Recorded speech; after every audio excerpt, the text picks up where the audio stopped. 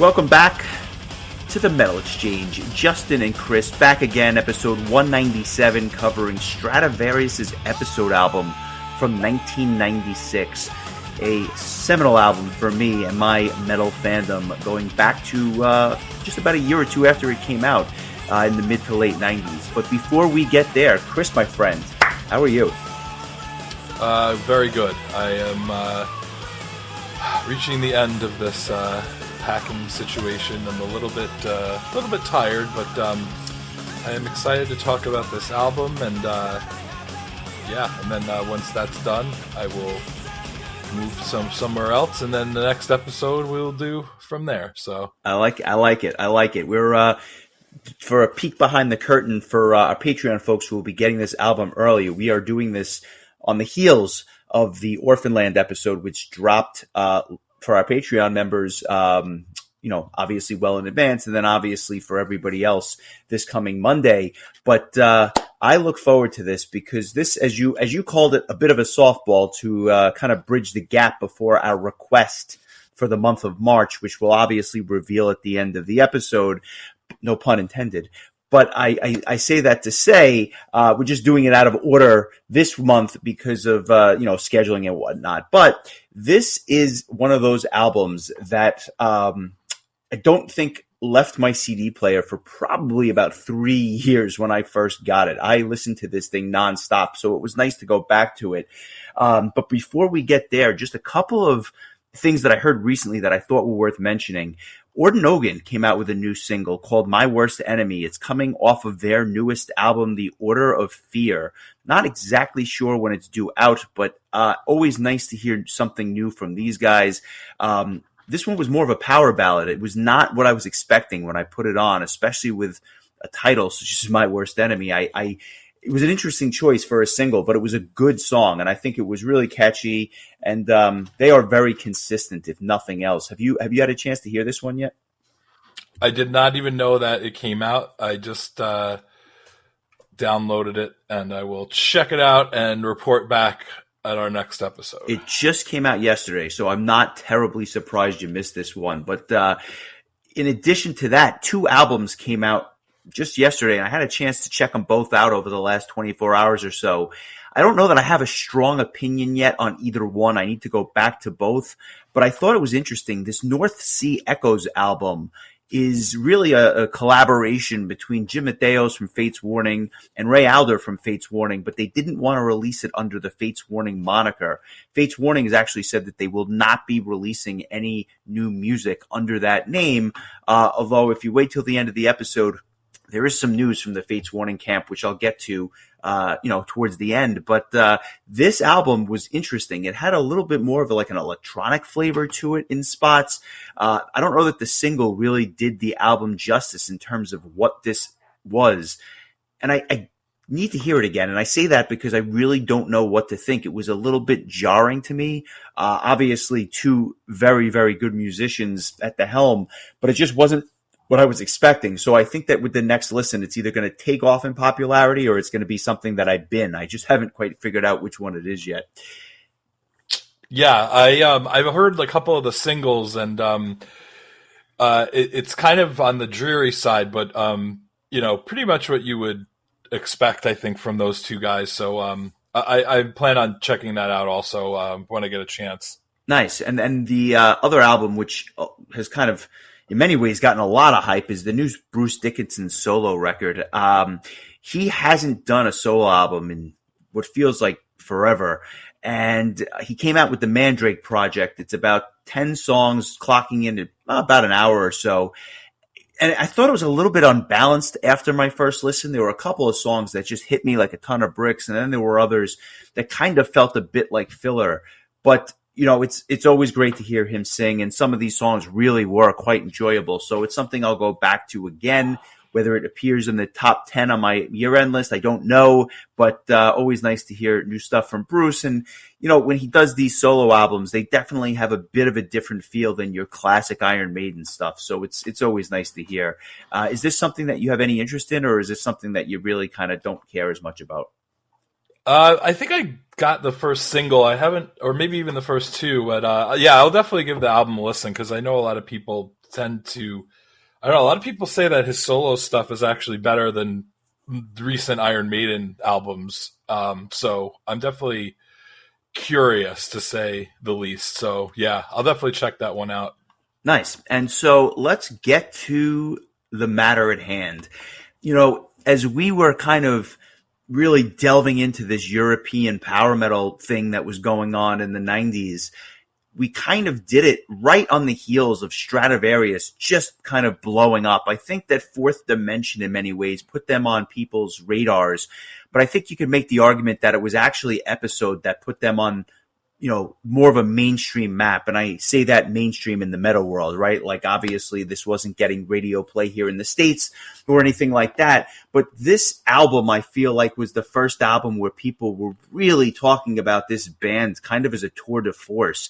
I don't know if people slept on Fourth Dimension, but maybe it just didn't get the same distribution. But by the time Episode had come out, and certainly by the time Visions would come out a mere 2 years later, this band had just absolutely caught people's attention and were getting talked about in the same vein as your Halloweens and your Blind Guardians. So they were obviously doing something right.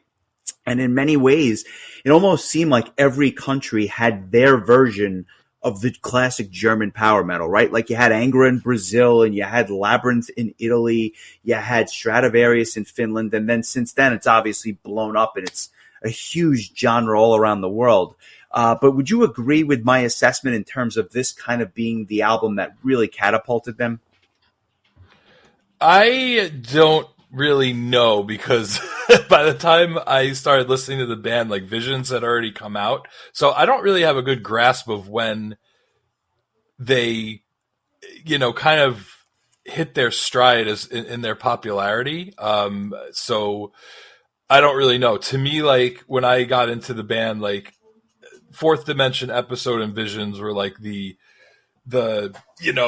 must listen to albums, as far as I was told. And I think Episode was actually the last of the three that I ended up getting for whatever reason. As a matter of fact, I believe I heard some of the songs from Episode on the live Visions in Europe album first, before I even got the Episode album, which is kind of similar to Halloween for me, where I had heard songs from Master of the Rings on High Live before I actually got Master of the Rings. So I always kind of think of those albums similarly in that respect. But yeah, it's hard to say, like, as far as popularity goes, especially when you're talking about, like, a more underground, European metal band. But I definitely feel like with the lineup changes that were made before this album was recorded, this really marked the beginning of a very stable lineup for the band for a while, pretty much until Timo Tolkki kind of gave up his stake in the band after the self-titled album came out in 2005. The lineup from Episode was still intact at that point, and then when Polaris came out in 2009, that's when changes were made, and Timo Tolkki and Jari Kanalainen both left the band, and Jari would end up in Masterplan, and Timo would end up doing lots of solo stuff. Timo Tolkki's Avalon, stuff that's just under his name.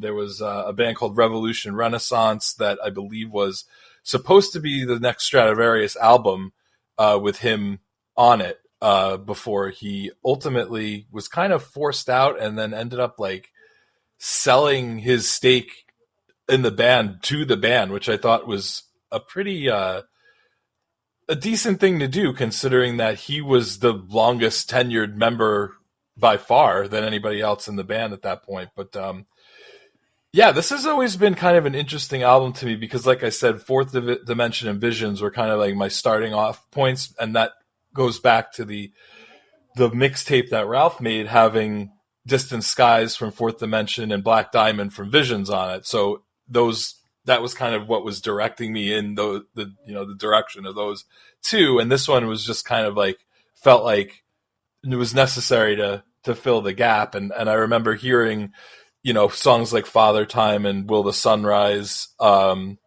that live album, and then Uncertainty being a live bonus track on the copy of Visions that I had.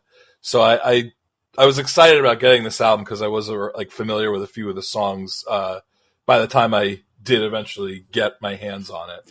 So for a long time, this was actually my favorite Stratovarius album, and part of the reason I was curious to go back to it and happy that you selected it was because I don't know if it's my favorite anymore. I feel like you could make an argument for Fourth Dimension. You could absolutely make an argument for Visions. And, just if you asked me without listening to them, I would have said Episode's my favorite.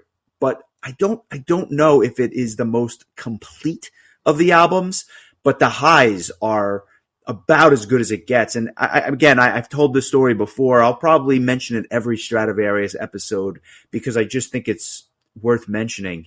The day I heard Black Diamond, which obviously was not on this album, it was on Visions, the follow-up album, it changed everything for me. That one song was so ridiculous and so unlike anything I had ever heard with my Metallica and my Tool and all the stuff I had been listening to, that it literally just knocked my socks off, and I became a massive fan overnight.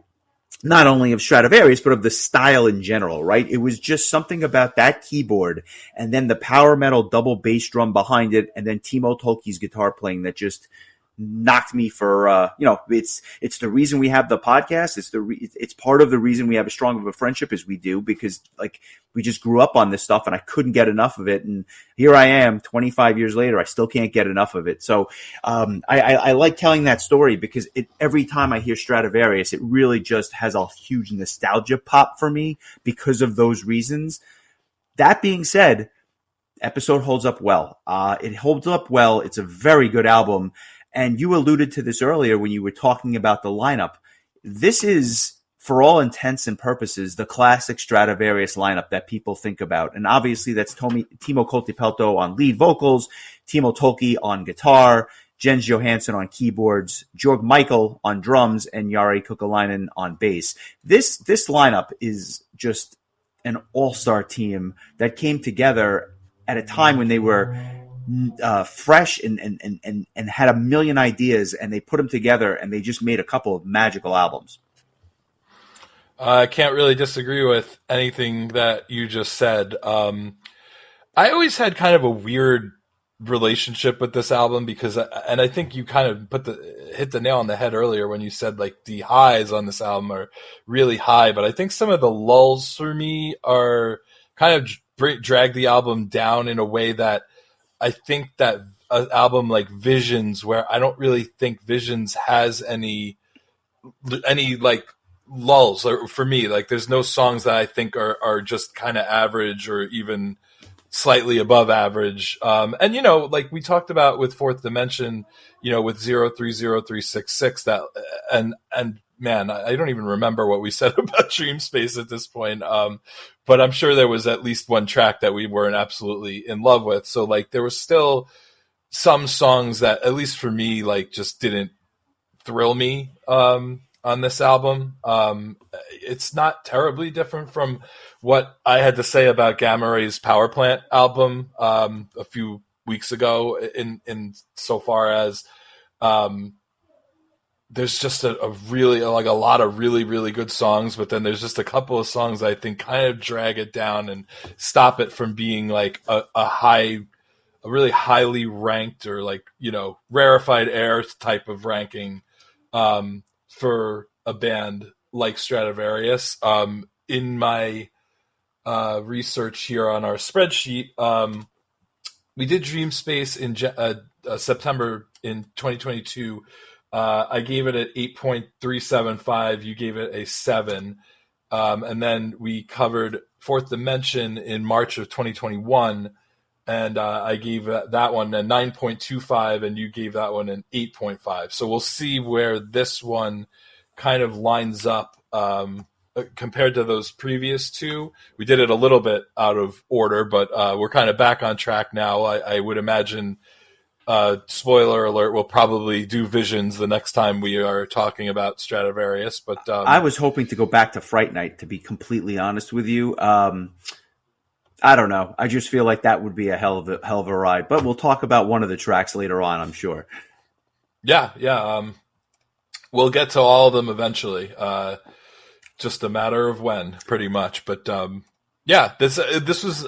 I think I had mentioned to you off the air that like it had been years since I sat down and listened to this album start to finish, and there are parts of this album that are so nostalgic for me. Like just, I'll even mention like when we get to it, just like just one particular opening riff that like just transports me right back to where I was the first time I heard it. Like very similar to, Black Diamond. And I think I had mentioned when we talked about Labyrinth's No Limits album, the first time I heard Vertigo, and was just like, oh my God, like, wow, I never had heard anything like this before. So yeah, this is definitely one of those essential albums from the early years of us listening to metal, for the first time. Yeah, and I'll also just say one thing. I think Visions overall had just phenomenal production for the time that it came out, but I think that there was a marked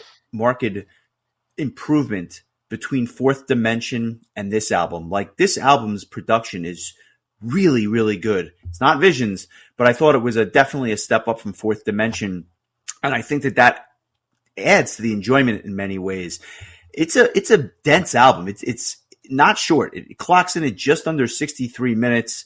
The album proper has 12 tracks. There's at least one or two bonus tracks depending on which version you get. And obviously we'll go through all of it, but it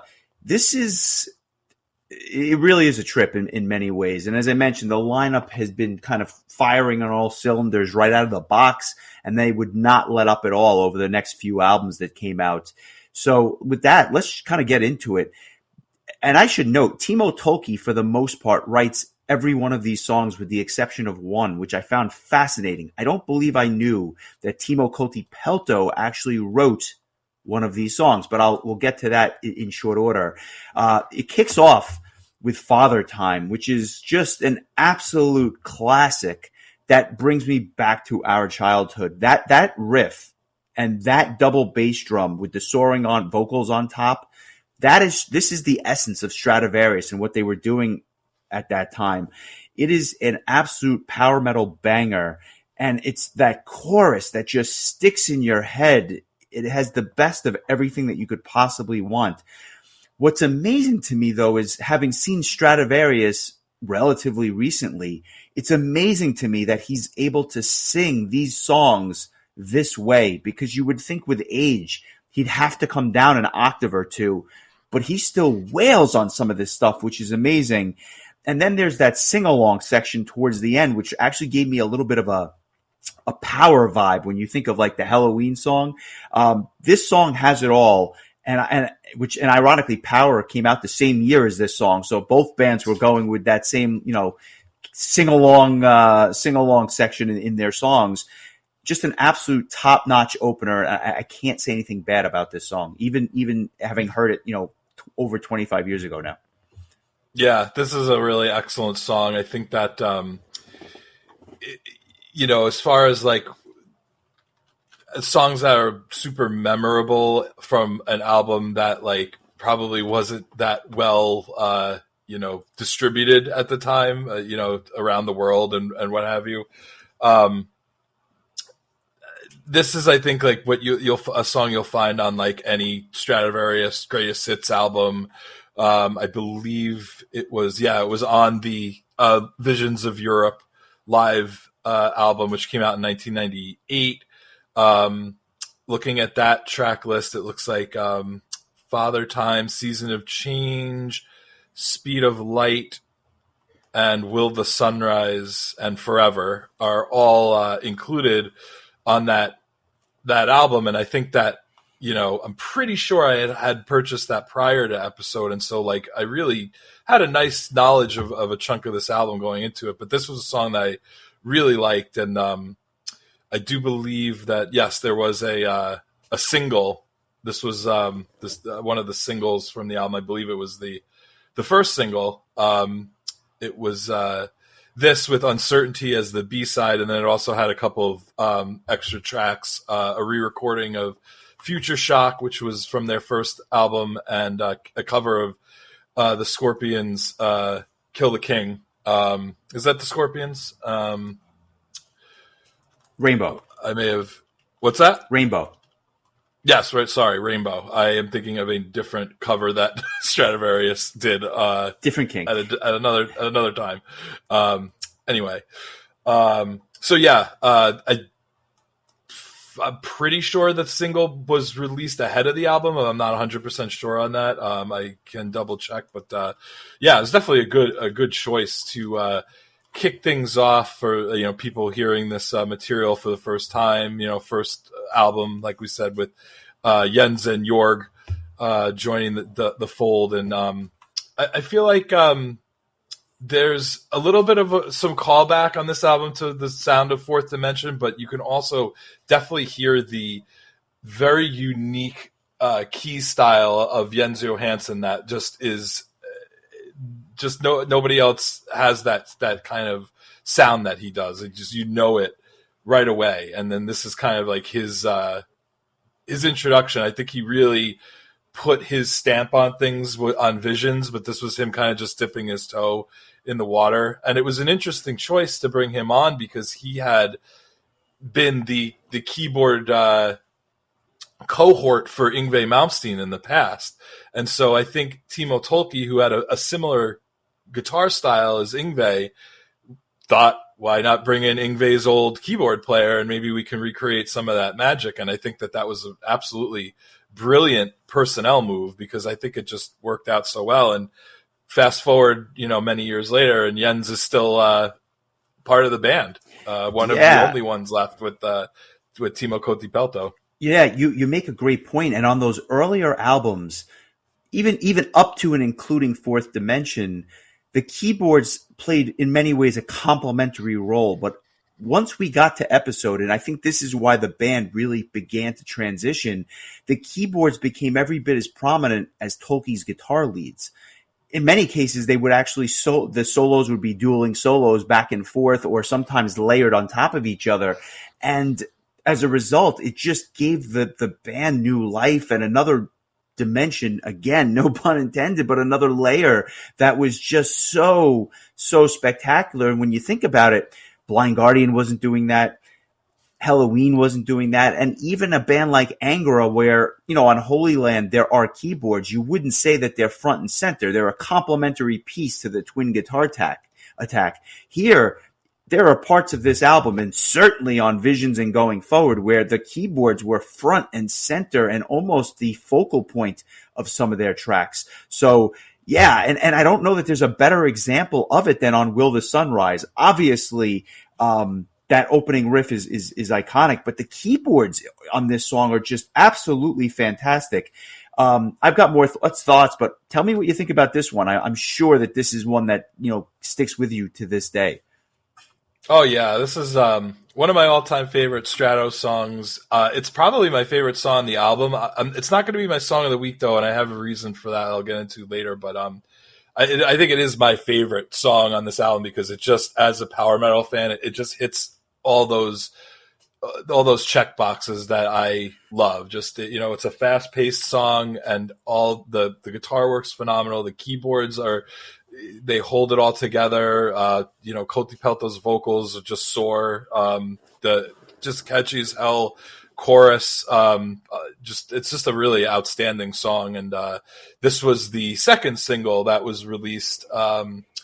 This one was released after the album came out, and it just featured some live tracks. No like new studio material, but just a handful of live tracks that probably were not released anywhere else at that point in time. I believe the singles only came out in Japan. But just good stuff. And, you have that, what would become like the classic Jens, like where the song just kind of almost stops and Jens just does a little like noodling and then the song kicks back in. It reminds me a little bit of that part towards the end of Twilight Symphony on the previous album where it just kind of goes into like this like wild keyboard solo. And I think that Jens kind of picked up that that trend from that album and kept it going and kind of made it part of the Stratovarius sound. And so this is, I think it really is kind of, these first two tracks are really just, to me, like Jens coming in and just being like, Jens is here, baby. Like, here we go. Because these two songs are really, really outstanding, and they're arguably the two best songs on the album. Kicking it off. You could make that argument, and I don't know if it was. It's hard to top a song like Father Time, but Will the Sunrise might do it. It's that good. I love the drumming on this track, and I also love the instrumental section, which is very neoclassical and again almost has an Yngwie feel to it on that portion of the instrumental section. And then there's the dueling guitar and keyboard solos, which I mentioned, which is just an absolute highlight. And the fact that I haven't tired of this song after so many decades is a testament to its strength. And after two just studs up front, you need something a little bit different. And I think track 3, Eternity, really does provide that kind of distinction or that contrast that's really needed. It's very dark. It reminds me a lot of not only Finland, but almost doom metal in the fact that it's dark and somewhat brooding. Excellent placement. It really kind of slows it down just a bit, but it's that simple, catchy riff that permeates almost the entire track that is enough to grab onto, that you're like, all right, they don't have to play 1,000 miles an hour for you to enjoy it. A song like this is really perfect as you kind of, at least for us, where it's wintertime in New York, it's cold, it's dark, it's a little repetitive, but it's a really good tune, and I think it's aged quite well considering. Yeah, this was one of those tracks that I think had a little bit more of the previous Stratovarius vibe to it. Songs like you mentioned Winter. Well, the song Winter from Fourth Dimension comes to mind. Like, it just, Timo Tolkki just kind of has this, this knack for making these kind of almost like contemplative song or pensive kind of songs where it's just, my issue, I think, with this album is that there's too many songs like this. I think this is the best of those kind of mid-tempo, kind of just mellowed out songs. And I think that, like you said, like, it's well placed because the first two songs are such like power metal bangers that like you kind of need something to just, bring you back down. Plus what's to come following, this song anyway, things will pick right back up. But this is one of those songs that I think has grown for me over the years. It's quite long. It clocks in at almost 7 minutes. But it's good. I have to say though, Timo Tolkki as a songwriter, he doesn't always get these mid-tempo songs right. For me, like, as far as it being a great song, and I'll point that out when we get to it. But like, this I think is where he does it the best way. Where it just the hooks are there, even though it's a slower song, and it's just it doesn't really feel boring or repetitive. I think it's a really solid tune for something that I think, like, at the time, you weren't looking to Stratovarius for like these mid-tempo songs. It was either you wanted to hear like Will the Sunrise and have your face melted off, or you wanted to put on Forever and like light your lighter and cry your eyes out. Forth. Yeah. So, and this one kind of just falls in between those two extremes, and but in this case, I think this is one of those ones that I think Timo Tolkki did really well. So I agree with you. This is a really good song and a nice follow up to the speedier first two tracks. The title track comes next, and it's really just kind of a 2-minute instrumental interlude. I having listened to this album countless times, I almost forgot about this track. It was just not, again, it's short. It really serves as an intro in many ways to the Speed of Light, which is the next track after that. I don't really have much to say about the title track. It's just kind of there for me and nothing remarkable about it.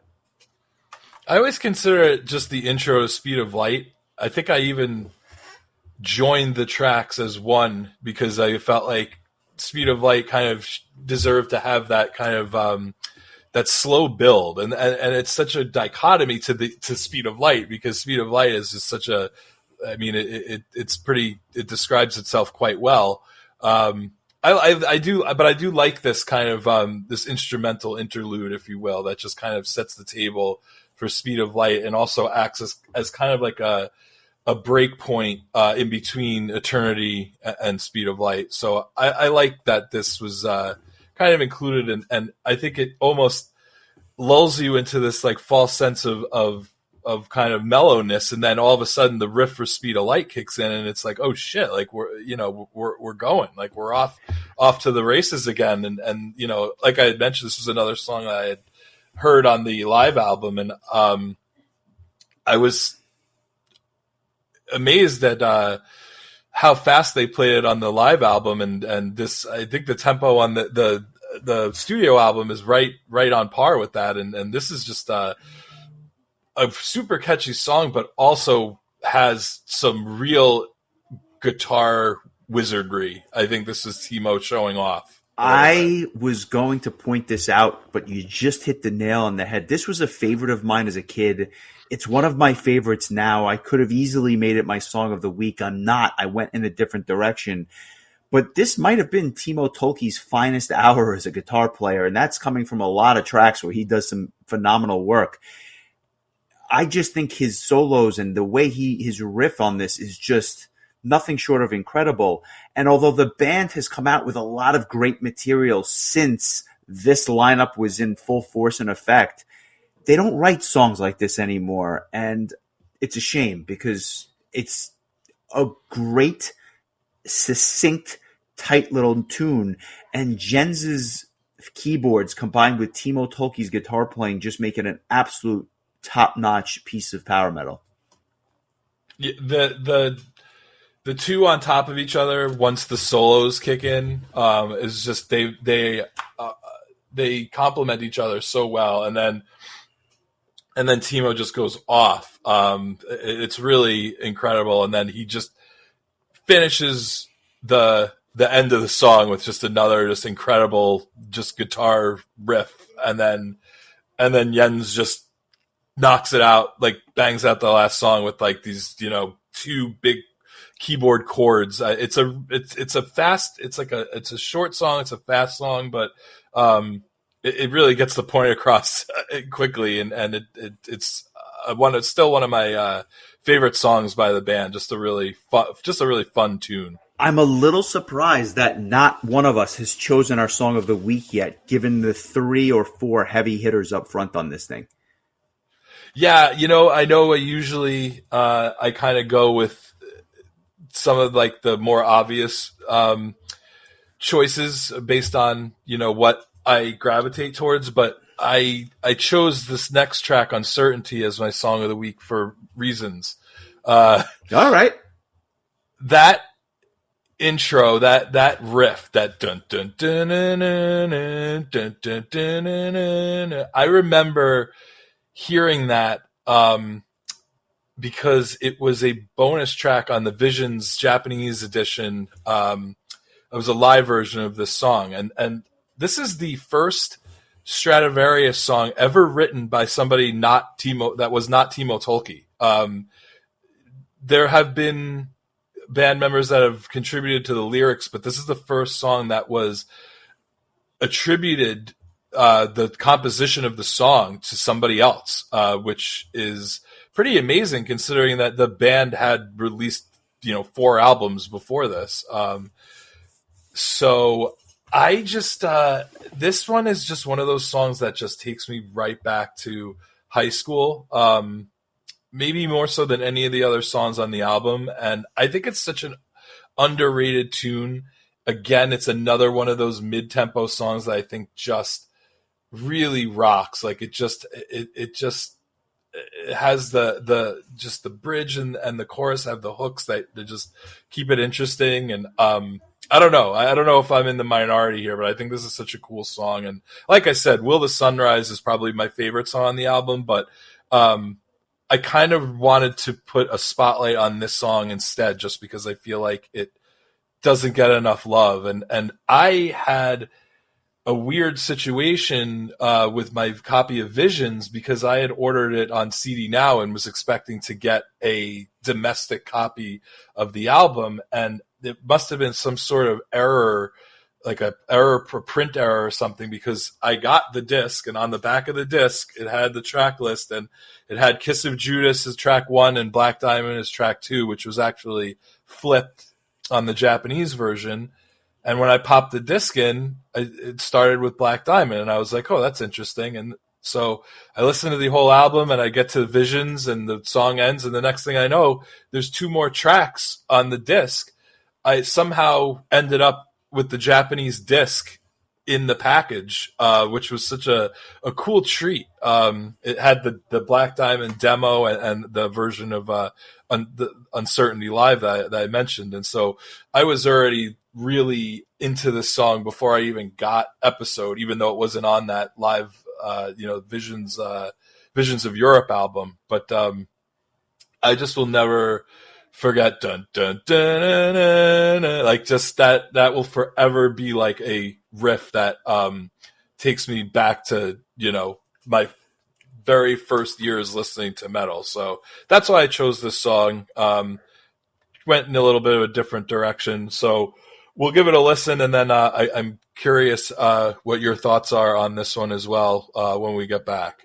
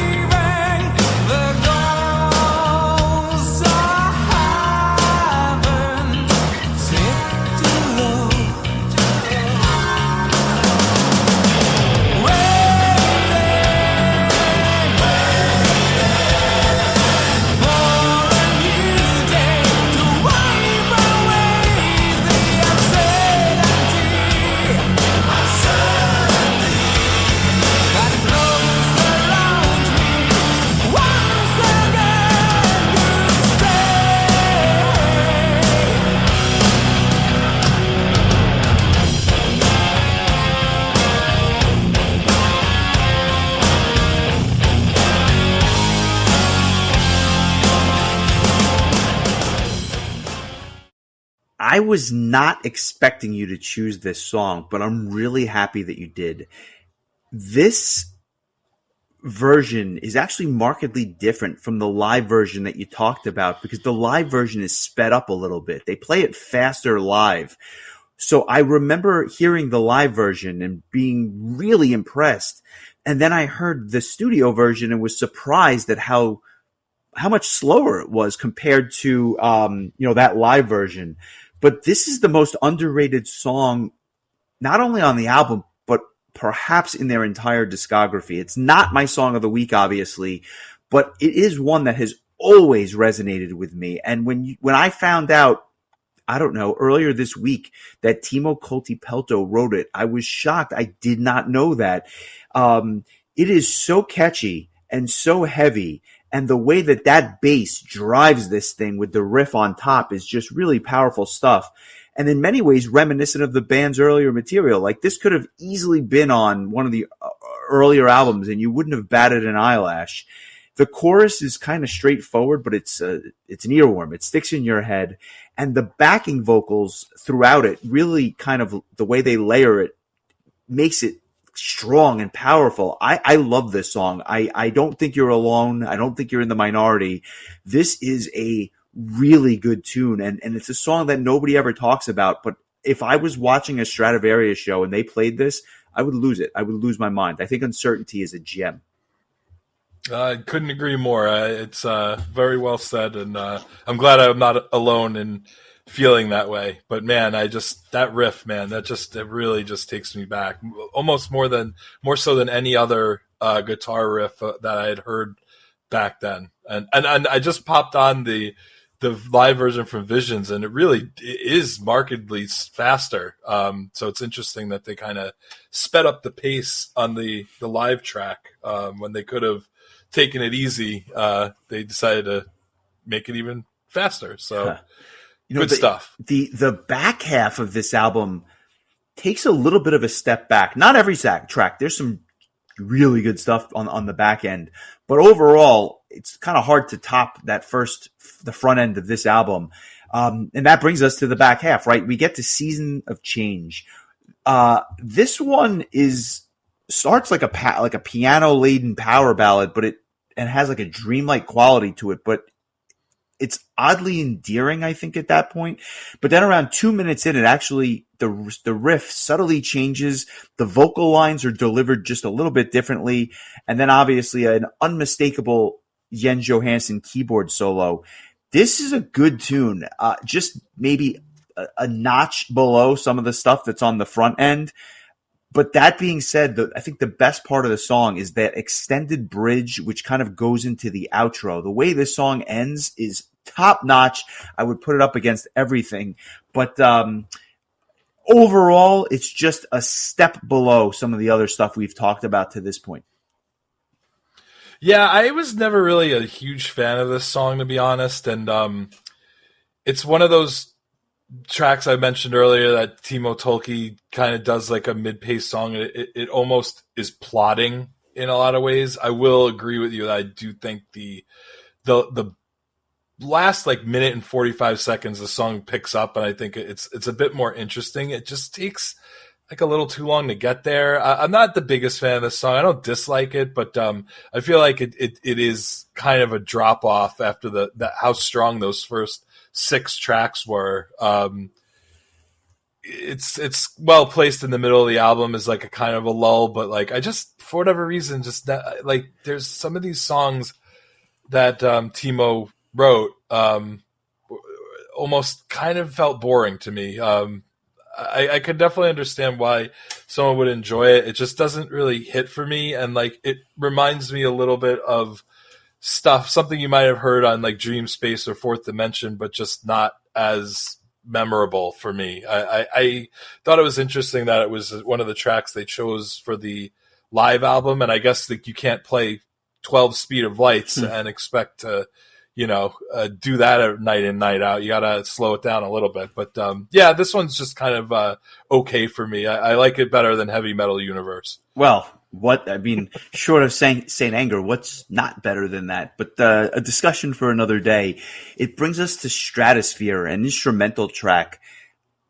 Any thoughts on this one? This is another unique track on the back end that was kind of unexpected. Yeah, it kind of reminded me of the track Stratovarius from the previous album, where it really is just the keyboard and the guitar just going ham, if you will. Just it's really just it's like a platform for the instrumentalists to just shine without any lyrics. It's kind of like a signature Stratovarius instrumental song. Like it starts out fast. There's like a part in the middle where it gets like slow and like emotional, I guess, or mopey, if you will. And then the end of it just kicks back in, and then again, Timo Tolkki does another one of those like wild guitar solo riffs right at the very end of the song, similar to Speed of Light. It's almost a little too similar in that respect, but I always enjoyed these cool instrumental tracks that Stratovarius would do, because it really let you just enjoy how good Timo and Jens were as instrumentalists, and they really, really played off each other so well. Like I'd argue even better than Yngwie did with Jens in their heyday. I think that this was like a real match made in heaven. Shout out to Macho Man Randy Savage and Elizabeth. That's because Tolkki actually lets him play, whereas he was really just in the background on a lot of that Yngwie stuff. It wasn't like he was soloing or really out front. This particular one, though, it's okay. It's not my favorite by any means. It's not bad. I like the changes of pace, but at the end of the day, what it really did was remind me of Grabowski Malmsweet, that bonus track on Master of the Rings, where Roland Grappo is just like going off the rails, doing his best Yngwie impression. That's really what this song is to me in many ways. It's fine. I have no issue with it. It's certainly not something I would skip. Whereas the next track is one that just misses the mark for me completely, and that's Babylon. This song is just the weak spot, or one of the weak spots on the album. It's long. It's a bit doomy. It just feels uninspired to me. I don't think the verses are anything to write home about. They're a little bland. The chorus kind of drones on. It's just too long. It might have even been better served to be like a minute or two shorter. I feel like this is something that had the sound of something that was on Twilight Time, but just not as good as some of the tracks on that particular album. That being said, I won't trash the whole thing. I think the keyboard solos are really good. It just misses the mark for me. Yeah, this song was always a snooze fest for me. It's certainly not like a horrible song. Like, 030366 is like, it's so out there that it almost is like just unpleasant to listen to. This I just think is very boring. It's cool that they used. I remember watching the band's first DVD, and I remember them recording this song, and they actually were using like, full orchestras and choruses and stuff, like, which I thought was really cool, but it was almost like wasted on this song that's just, I think, rather uninteresting. And you know what? I feel like a lot of bands miss the mark when they make these mid-tempo, kind of like Middle Eastern vibes songs.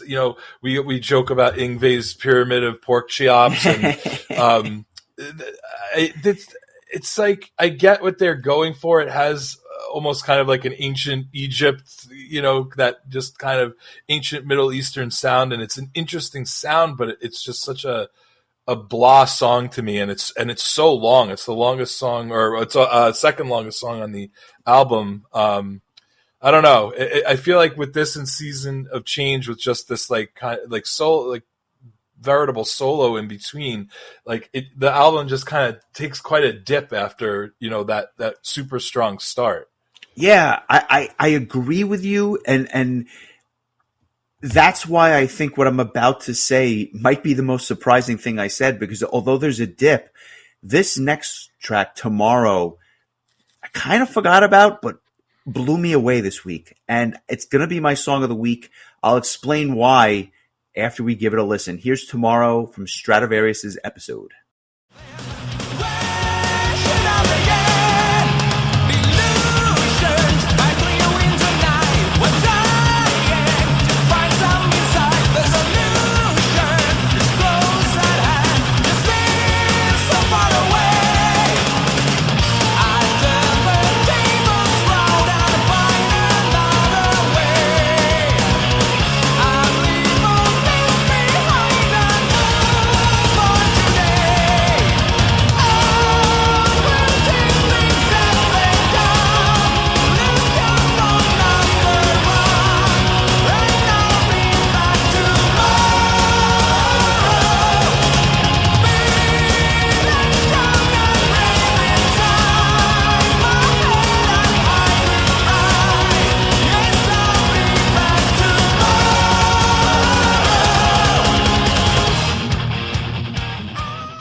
Much like Uncertainty a few tracks earlier, Tomorrow is just a gem on the back end of this album. It's upbeat, uplifting, very melodic. It actually sounds to me more like the songs on Visions than it does on some of the stuff on this album. It's almost like a precursor of what that next album would be, and I just forgot how good it was. This is Timo Kotipelto at his absolute best. He sounds phenomenal. The vocal lines really kind of clinch this one for me. The instrumental section is also great, and the drums are repetitive, but just hold this whole thing together. It was easy to pick one of those other songs, but when I heard this week and I went back to it, since I forgot how good this song was, it made it for a rather easy choice. Tomorrow it is. So what are your thoughts on this? I don't know that we've ever talked about this track, like in our personal lives, even going back to when we were listening to this nonstop. I don't think we've ever talked about this track. That's very true and possibly fair. I always really like this song, and I think that what makes it all the more noticeable is that it follows, like I said, like kind of this lull in the album where you haven't really heard anything speedy but with vocals since Speed of Light. So this is kind of Stratovarius coming back and doing, what they do best is just these really upbeat and fun power metal tunes. And so I absolutely agree with you for choosing this. This is a really great choice. And I always thought it was a very underrated song. Like I don't remember the band playing it live. And I just remember really liking it. And it always made me think of Streets of Tomorrow from Angels Cry by Angra, because I thought that was a song that kind of was towards the end of that album that I think got overshadowed by some of the stuff that came before it. And that was a very good song too, that had Tomorrow in the title. So I always think of those two songs together, as odd as that might be. But yeah, it's an awesome song, and I'm glad that you chose it for your song of the week. Nice. And that brings us to the real end of this thing. We start with Nighttime Eclipse. The acoustic guitar intro here is short, but really cool. That's something that reminds me of that first Timo Tolkki solo album where he was doing a lot of that acoustic guitar work, and he's great at it. And then all of a sudden that electric guitar kicks back in, and this song actually is really interesting. It blends some of those elements of the older era, and then also a bit of the more modern, at that time, Stratovarius style. The verses are good. The chorus a bit underwhelming, but I like how it picks up speed during the instrumental section. It almost like takes off during the instrumental piece. The contrast between the boring, if I will, chorus and that instrumental section, which just kind of takes off like a rocket, is cool. It's not my favorite track, but it definitely has its place on the album. Yeah, I kind of I compare it to Eternity, where it's another one of those kind of mid-tempo songs, but it's not. I think it's more interesting than Season of Change or Babylon. Like, it just has kind of more of a pull to it that I enjoy, and it's a super long song at just under 8 minutes, but it's a good tune. I think that this album was ordered in not the best way. Like, it just felt very top heavy, and even though there's like some really good stuff towards the back of the album, I just think that it's a little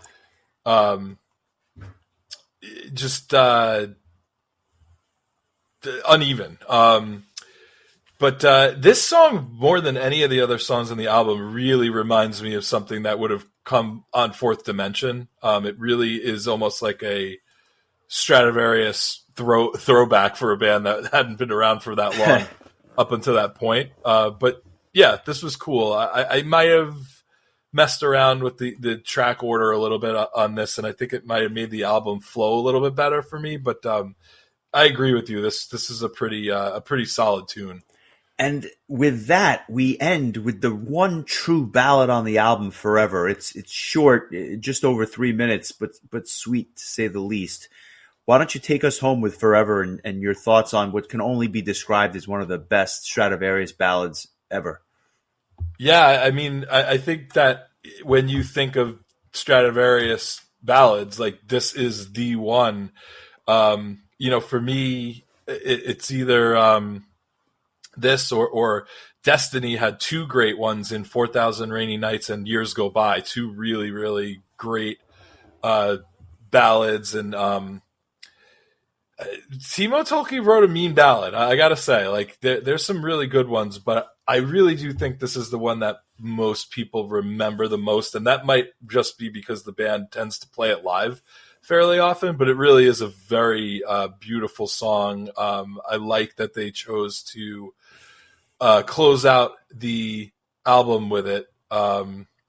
It's just a very, to me, it's just a very classic song. It just takes me right back to the old days, back, especially in high school. I loved power ballads. And this one, it's very short and sweet, 3 minutes in and out, very beautiful. Love the violins. It's just a very emotional and beautiful song, and a great way to end the album. Yeah, this was a favorite of mine from day one. The first time I heard this track, I was in love, and I love the flute. I think the acoustic guitar is great. Even the lyrics, which is something I haven't really talked much about on this album or often on the podcast. I think the lyrics are really cool on this one. And you mentioned how they play it live. I don't know that there's much more fun than when the band basically is playing and nobody's singing except everybody in the crowd, and they know every word to this song, and it like sends the hairs up my arm, like straight up, just because of how like what a moment that is. So yeah, just a really great way to kind of cap off the album. And we'll just, touch on the two bonus tracks because, I think they're worth mentioning. The first, When the Night Meets Day. And I should note that both of these are Japanese bonus tracks, but When the Night Meets Day, I think this could have been on the album proper. It's melodic. It's a bit slower paced, but it actually fits well with the rest of the album. And I think it too has very much of a Fourth Dimension vibe. I almost wonder if this was written during those sessions and they just recorded it during episode. That would make a lot of sense. I forgot about this song and I really liked it. I hearing it again, I believe it was included on the Intermission album that came out a bit later on, while the band was kind of like, I think there was a little bit of like a time period where in the early 2000s where the band was on shaky ground. And I think that they were in between Infinite and the Elements albums. They released this Intermission album, which had 4 new tracks and just a plethora of bonus tracks, B-sides, live tracks, demos, like you name it. And so this was on there. I never had the Japanese version of the episode album, but I would swap out Babylon and put this in. In a heartbeat. I think this is a way better tune. And, no doubt, it's a good tune. It's a really good tune. I don't always love some of the Stratovarius, B-sides. Like we touched on Full Moon, which was a track from the Dream Space sessions that I didn't love, but this is, I think, a really good one. And I agree with you. It definitely could have been on this album, and it certainly could have been on Fourth Dimension as well. Yeah, well said. I agree with you. And the last bonus track, Future Shock 96, this is it's cool to hear that Fright Night material with better production. I'll say that. And I actually do look forward to that album because I have a story about me getting that album. Oh man, that was when I was such a Stratovarius fanboy that I just had to get my hands on everything that they had done, even that abomination. But, at the end of the day, Timo Kotipelto's vocals, say what you will, they are better than Timo Tolkki's and it's not even close. Although I'm not saying Tolkki's a bad singer, but I prefer Kotipelto, and I say that because he really does give a little bit of a new life to this song that on Fright Night is kind of just there, but on this version, there's at least something you can kind of gravitate towards. There are parts of this, though, and I never realized it until this week. There are parts of this song that are just a blatant ripoff of Rainbow's Gates of Babylon. I mean, like, note for note, guitar part for guitar part. So that was my biggest takeaway. It was cool to hear it, but when you sleep with the devil will take you away. So that's all I can say. There you go. I always enjoyed when you get to hear different singers do songs that an original singer did, and this is one of those tracks. I remember hearing again, going back to that first DVD. There was a live acoustic version of "Hold On to Your Dream," but it was with Timo Kotipelto singing, which I thought was kind of neat to hear him do that song. Because I thought Timo Tolkki was definitely a serviceable vocalist, but Timo Kotipelto, I think, just has more of like a trained, professional vocalist, kind of the classical vocalist. I don't know how you want to just define it, but I think it just fits. So this is a kind of a neat song. It's kind of cool to hear something from those super early days. I mean, that Fright Night album came out in 1989. The fact that a Stratovarius album came out in the 80s is absolutely wild to me. So 7 years later, the band's updated, they re-recorded it, and it's good. It's a good track. The Father Time single also has, I think I had mentioned earlier, a cover of Kill the King, which is a Rainbow song, and oddly enough, Timo Tolkki does the vocals on this version. It's, I believe, the only song from these sessions that he did vocals on, unless it was recorded during the Dream Space days or whatever and just didn't make it onto an album until now. I would imagine it was on some sort of Rainbow tribute album, and they maybe they just threw it on this single. But cool song. I wasn't really familiar with the original song, so it was cool to hear this version of the song, and it's definitely very keyboard friendly. So I recommend it if you are a fan of Rainbow or just like prominent keyboards. Yeah, well, I mean, what could I add to that? That brings the episode to a close. But before we shut our episode down, on a scale of 1 to 10, what are you giving this thing? And does it? And I guess to that end, you know, there, despite the dead spots, does the overall, you know, most of these tracks are just really, really awesome. Does it almost make up for the fact that some of these are a little bit of a dud? Yeah, I think that's fair. It's not quite, you know, I'll compare it to Power Plant, which we talked about 2 weeks ago by Gamma Ray, where I gave that album a 9.5. And I think the reason why is that in spite of there being two songs that I'm not the biggest fan of, every other song on that album to me is a really, really great song. Like just songs I absolutely love. And so that, I think, was able to carry that album to a rating like a 9.5 in spite of there being two songs that weren't as good. With Episode, I feel like there's a little bit more of that, you know, where not like, I feel like there's maybe 4 or 5, 6 songs that are really outstanding. And then you have songs that are a little bit underneath that. And then there's songs, you know, like Season of Change and Babylon, particularly for me, where I'm just kind of like, eh.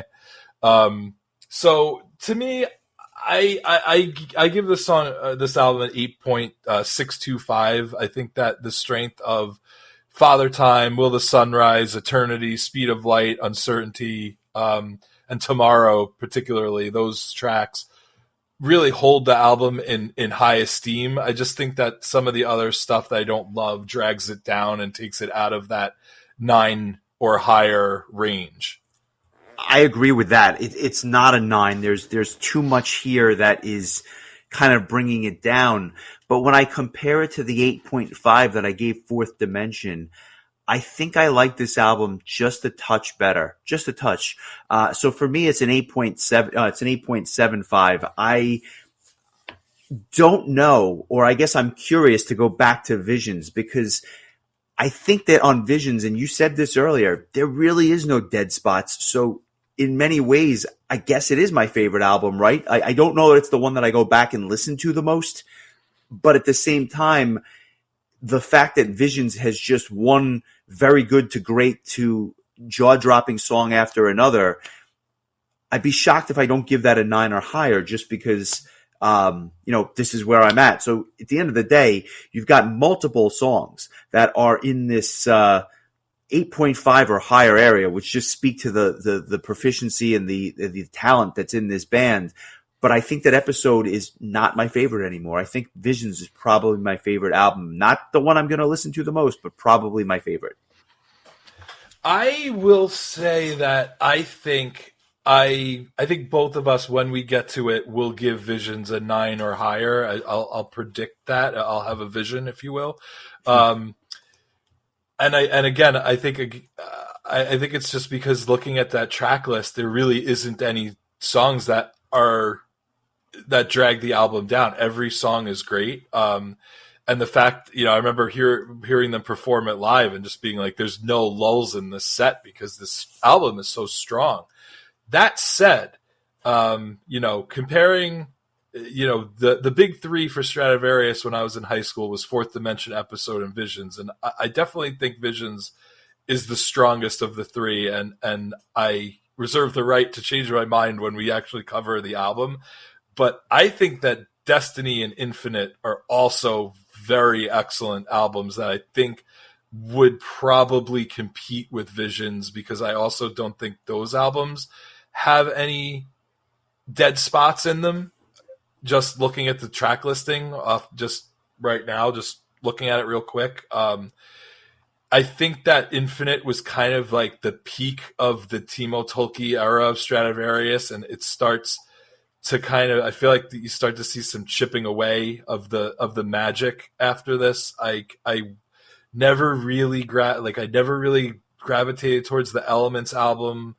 The self-titled album was kind of a mess, and then when they came back with Polaris and Elysium and Nemesis in particular, Eternal and Survive and Enigma, they were like it was like a rebirth. The band was like rebirthed again with this new lineup, and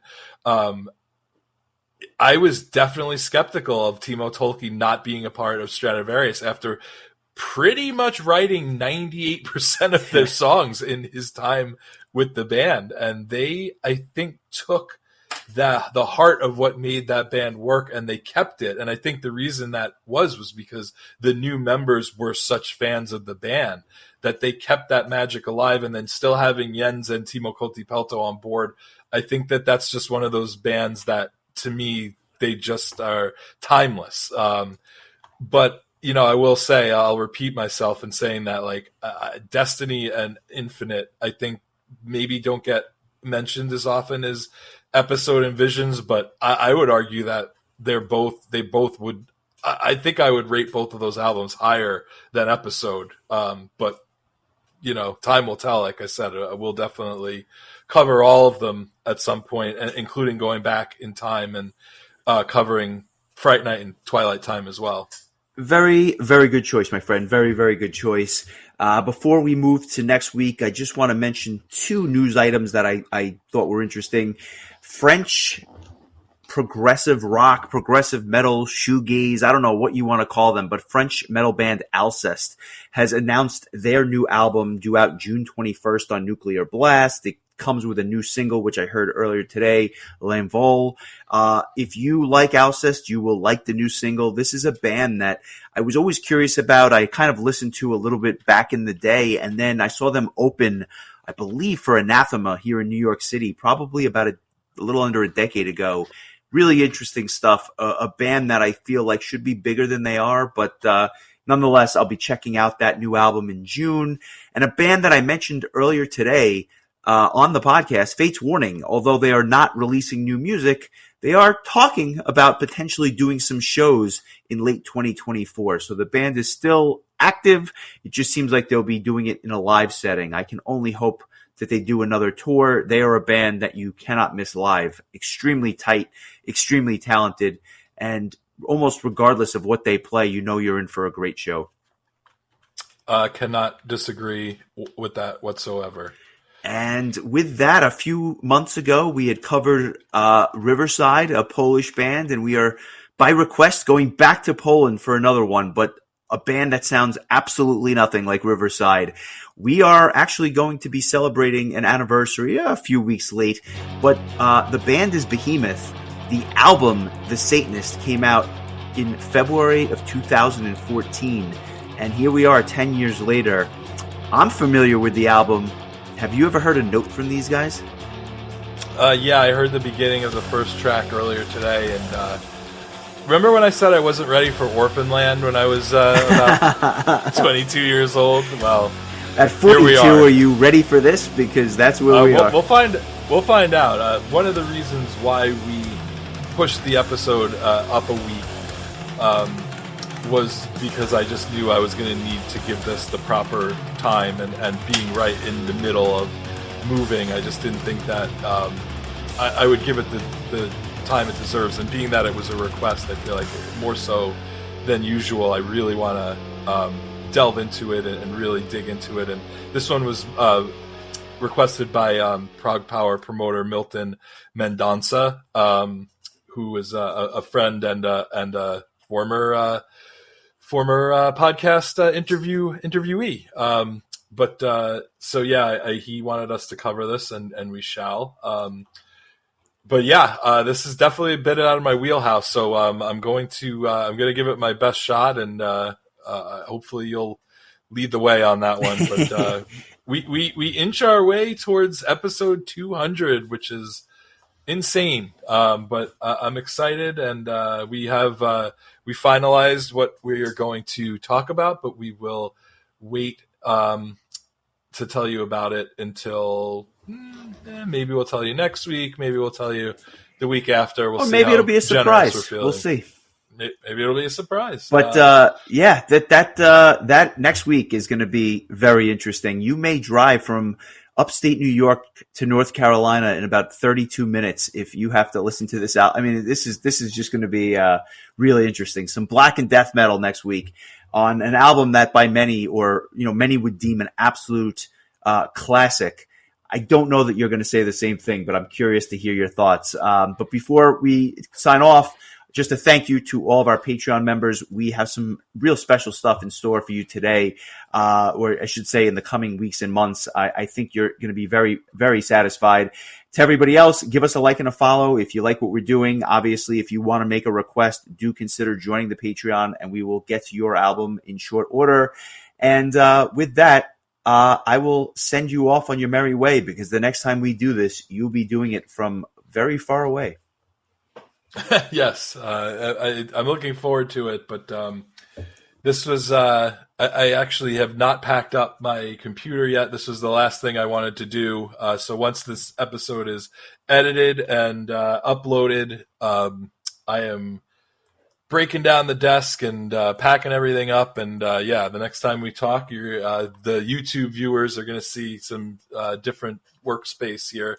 But our hope was to make this thing feel seamless, and I think that we've accomplished that, especially recording 2 episodes in about, 3 days or 4 days. So good stuff.